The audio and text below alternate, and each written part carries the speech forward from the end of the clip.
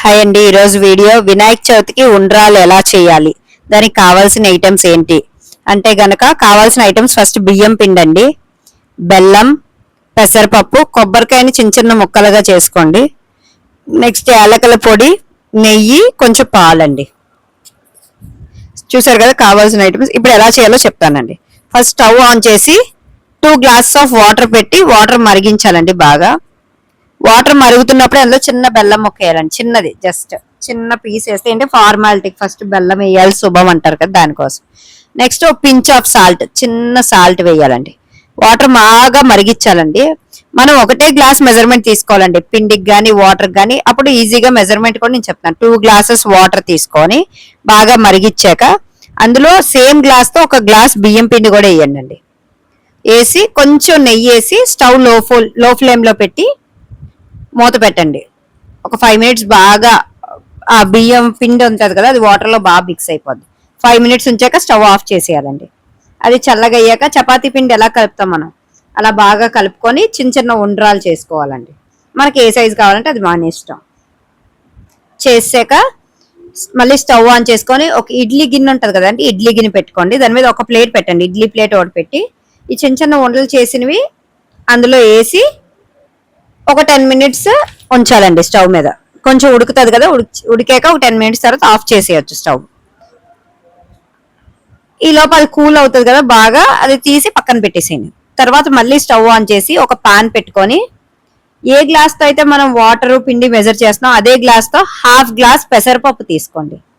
పెసరపప్పు తీసుకొని కొంచెం నెయ్యి వేసి ఆ పెసరపప్పుని ఆ నెయ్యిలో బాగా రోస్ట్ చేయండి. రోస్ట్ అయ్యాక అది చల్లగా అయ్యాక మళ్ళీ పెసరపప్పు కుక్కర్లో పెట్టి ఒక విజిల్ పెట్టేయండి అండి. పెసరపప్పు కొంచెం ఉడకాలి కదా, ఒక విజిల్ పెట్టేసుకోండి. విజిల్ అయ్యాక స్టవ్ ఆఫ్ చేసుకోండి. ఈ ప్రాసెస్ అంతా కూల్ అయ్యి ఇదంతా అవుతుంది కదా, అప్పుడు మళ్ళీ ఒక పెద్ద బౌల్ పెట్టుకోండి స్టవ్ మీద పెట్టి అందులో 2 గ్లాసెస్ వాటర్ వేసుకోండి. మళ్ళీ బెల్లం చిన్న చిన్న ముక్కలుగా అంటే బాగా కోరేస్తే చిన్న చిన్న ముక్కలుగా అయిపోద్ది కదా, అలా 2 గ్లాసెస్ బెల్లం కూడా తీసుకోండి.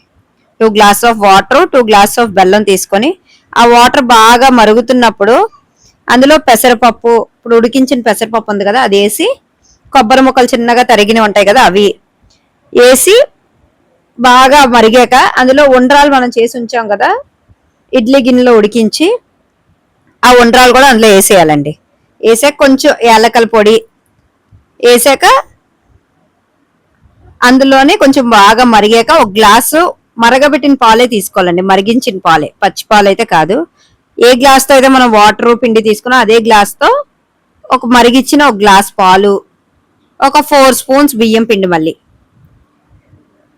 కొంచెం వేసి చిన్న పించ్ ఆఫ్ సాల్ట్ వేసి బాగా మిక్స్ చేసి, ఈ మిక్స్ చేసిన ప్రాసెస్ అంతా ఉంది కదా, 1 గ్లాస్ పాలు, మరిగిచ్చిన పాలు, 4 స్పూన్స్ బెల్లము, చిన్న సాల్ట్, ఇది ఒక సపరేట్ బౌల్లో బాగా కలుపుకొని అది మరుగుతున్న దానిలో స్టవ్ మీద మరుగుతుంది కదా అందులో వేసేయాలండి. వేసాక కొంచెం బాగా కలిపాక ఒక 5 మినిట్స్ అలా ఉంచి స్టవ్ ఆఫ్ చేసేయాలండి. మీకు ఇంకా ప్రాసెస్ ఇంకా క్లియర్ గా అర్థం అవ్వకపోతే ఈ వీడియోని రిపీటెడ్ గా చూడండి, ఈజీగా అర్థమవుతుంది. నేను చాలా ఈజీ వేలో చెప్పానండి. కావాల్సిన ఐటమ్స్ కూడా మీరు వీడియో చూస్తున్నప్పుడు జస్ట్ అలా పౌజ్ చేసుకొని చూస్తే కావాల్సిన ఐటమ్స్ ఏంటో. మీరు ఈ రోజే వీడియో ఎందుకు అప్లోడ్ చేస్తున్నాను అంటే మీకు కావాల్సిన ఐటమ్స్ ఏమైనా కావాలి అంటే తెచ్చుకుంటారు కదా. బియ్యం పిండి బయట కొనేదానికన్నా ఇంట్లో బియ్యం తడిపి ఆరబెట్టి మిల్లు పట్టిస్తే బాగుంటుందండి, అది టెక్స్చర్ స్మూత్ గా వస్తుంది కదా. సో చూసారు కదా, మీకు ఇంకా ఇందులో ఏమైనా డౌట్స్ ఉంటే గనక కింద కామెంట్ సెక్షన్ లో చెప్పండి. మీకు ఇది కాకుండా ఇంకా ఎటువంటి వంటలైనా కావాలన్నా కింద కామెంట్ సెక్షన్ లో చెప్పండి, నేను ఖచ్చితంగా చేస్తాను. థ్యాంక్ యూ అండి.